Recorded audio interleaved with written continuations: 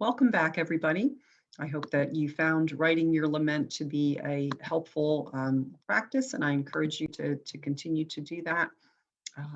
Not doesn't have to be written, but to have those kinds of honest conversations with God. I'm going to take you into God's response to these laments. Sarah and Tobit, pray their prayers at exactly the same moment. When they finish, at that very moment, the prayers of both of them were heard in the glorious presence of God. So Raphael was sent to heal both of them. There's an immediate response from God. And that's a powerful message, isn't it? And it's the sole act of God in this whole book. The only thing we know, it's even told in the passive voice, they are heard by God, and Raphael is sent by God to heal both of them. And interestingly and very importantly, the answers to their prayers from God come in the form of other human beings. Very important thing to pay attention to, right? Ahikar, the hero of the popular tale, is transported in here and made a character in the story. Anna cares for her husband, actually brings in food for him and supports the family, which is the first time that happens in scripture. Raphael / Azariah is, angels are in scripture extensions of God. They do the work of God, and he takes on human form. And we talk today in modern terms about you've been an angel to me. I think although that theology may have a little some problems in it, it does accurately represent this fact that God does work through other human beings. Gabriel, Raguel, Edna, Tobias, and Sarah and their children all become people who care for and take care of one another, take care of Tobit and Anna in their old age. The last issue or theme that I'd like to talk about is the question of, are the just rewarded and the wicked punished? Certainly, if you are a person who's worked hard all your life to be faithful to the covenant, and you continue to find more and more problems developing in your life in terms of being conquered by other countries, to being unable to practice your faith, being able to be someone who is culturally and religiously faithful to the covenant. This is going to be a question for you. And the book of Deuteronomy is certainly going to say, yes, this is true. And Tobit's going to echo that.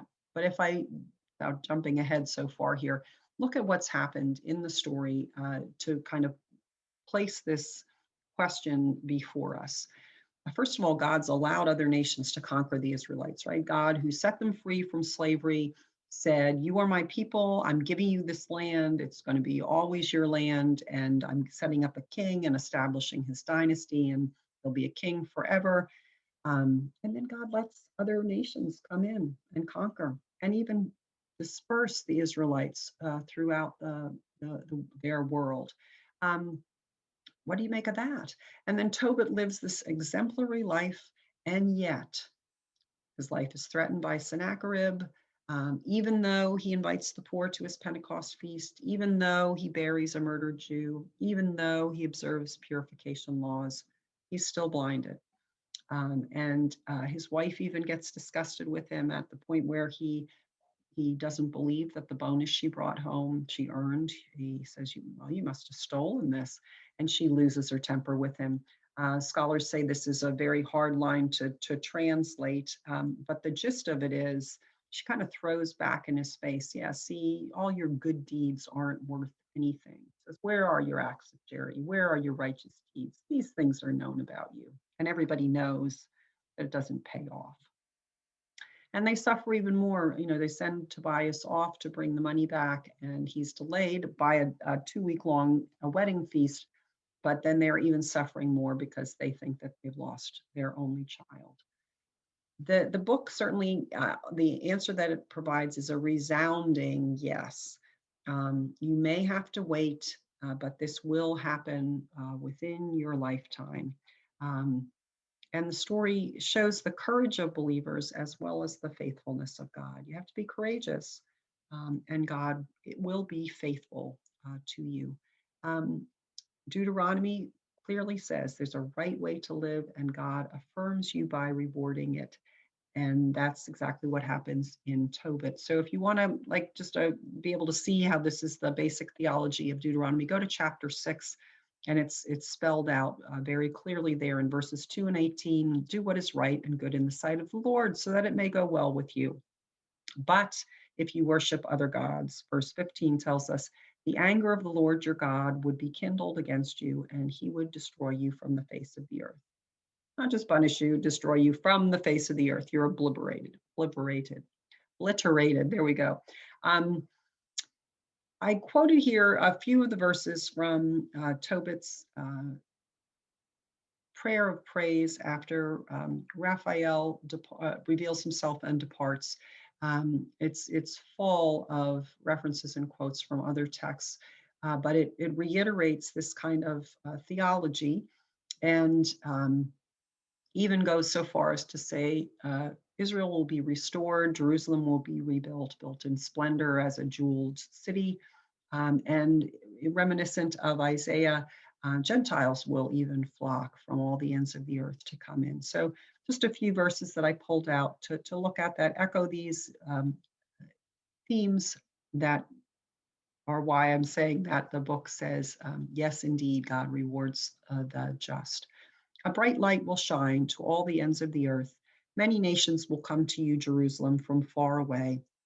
The inhabitants of the remotest parts of the earth to your holy name, bearing gifts in their hands for the King of heaven. Generation after generation will give joyful praise in you. The name of the chosen city will endure forever. Cursed are all who speak a harsh word against you.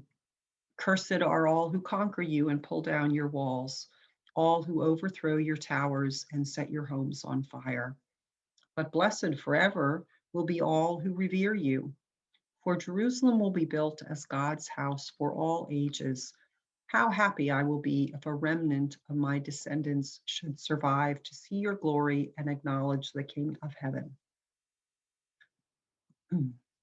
So this is a theology, right? That God rewards the just and punishes the wicked.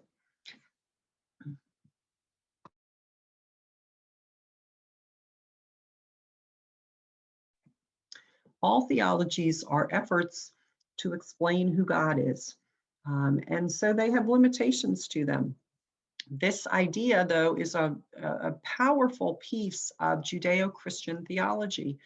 And I think what would be helpful for us at this point is to do a little bit of thinking about, is this a healthy perspective? There are certain advantages to holding on to this theology and using it as a guideline in your life, and there are some disadvantages to that. So I'm going to stop the video and give you a few minutes to reflect on what you think could be a positive to believing in this theology, and what you can see could be a negative about believing in this theology.